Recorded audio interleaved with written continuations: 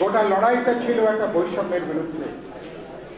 আপনারা এখানে সাক্ষী দিয়েছেন যে 1 বছরে বৈষম্যটা আরো বৃদ্ধি পেয়েছে, দারিদ্র্য আরো বৃদ্ধি পেয়েছে, না খাওয়া মানুষের সংখ্যা বৃদ্ধি পেয়েছে, বেকারের সংখ্যা বৃদ্ধি পেয়েছে, আমাদের কর্মহীন মানুষের সংখ্যাটা বাড়ছে।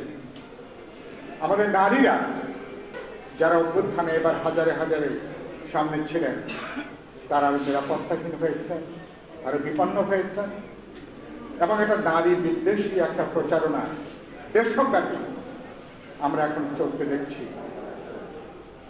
কিন্তু অথচ এবারকার যে অভ্যুত্থান, এই 21 শতাব্দীতে আমার বিবেচনায় পৃথিবীর মধ্যে এত বড় জাগরণ, এত বড় গণ অভ্যুত্থান এর কোনো দ্বিতীয় নজির নাই। বিশাল একটা জাগরণ, বিশাল একটা গণ অভ্যুত্থান। সেই অভ্যুত্থানের মধ্য দিয়ে যাকে অনেকে মনে করেছিলেন স্বৈরাচারকে কোনোভাবেই বিদায় দেওয়া সম্ভব না, কিন্তু মানুষ এমনভাবে জেগে উঠেছে, ঘর থেকে মায়েরা নেমে এসছেন, গৃহবধূরা নেমে এসছেন, বোনেরা নেমে এসছেন, বৃদ্ধ পিতামাতা তারা রাস্তায় নেমে এসছেন। সমাজের সকল অংশ, মানুষ যখন জীবন দেওয়ার জন্য তৈরি থাকে, দুনিয়ার কোনো শক্তি নাই সেই শক্তিকে পরাজিত করে, পরাভূত করে। বাংলাদেশের বীর মানুষ সেটা প্রমাণ করেছে। মানুষ রক্ত দিয়ে, রক্তের বীজের মধ্য দিয়ে যে জাতির জন্ম 1971 সালে, কিন্তু অনেকে মনে করা হয়েছিল মানুষ বুঝি সেই রক্তের উত্তরাধিকার হয়তো মানুষের মনে নাই। কিন্তু হাসিনার 16 বছরের জুলুম, এই জালেম শাহীর বিরুদ্ধে আমরা 16 বছর ধরে লড়াই, আমরা যে বারুদটা সারা বাংলাদেশে ছড়িয়ে দিয়েছিলাম এটা গণজাগরণের জন্যে, এটা গণ অভ্যুত্থানের জন্যে।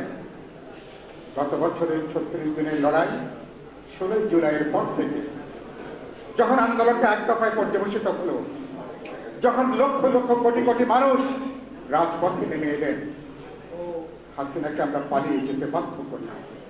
দুদিন আগেই তিনি বলেছিলেন শেখ হাসিনা নাকি কখনো পালায় না। তিনি দিনে দুপুরে কিভাবে পালিয়ে আত্মরক্ষা করলেন, এবং খুবই দুর্ভাগ্যজনক যারা তার জন্য এত বছর করলেন, তিনি শেখ পরিবার ছাড়া, নিজের পরিবার ছাড়া আর কাউকে তিনি বিমানে নেবার প্রয়োজন মনে করেন।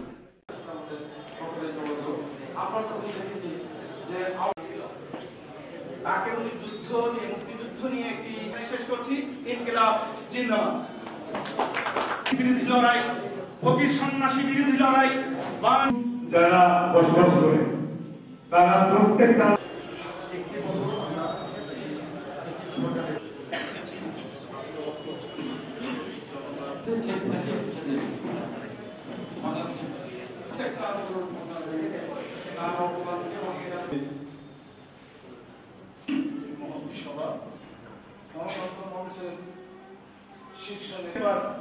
একটু এগিয়ে আসেন। আমাদের ফ্যাসিবাদী সরকারের পতনে কেন্দ্রীয় এবং স্থানীয় নেতৃবৃন্দ উপস্থিত আপনারা। এই দলটি গণতন্ত্র দিয়েছে এই দেশে। আমি লক্ষ্য করি ওনাদের রাজনীতিগুলো সত্যি অর্থে বাম রাজনীতি, রক্তাক্ত হয়েছে, কিন্তু সেই ইতিহাস মনে হয় এখনো স্বৈরাচার যাতে পুনরুত্থান না হয় সেদিকে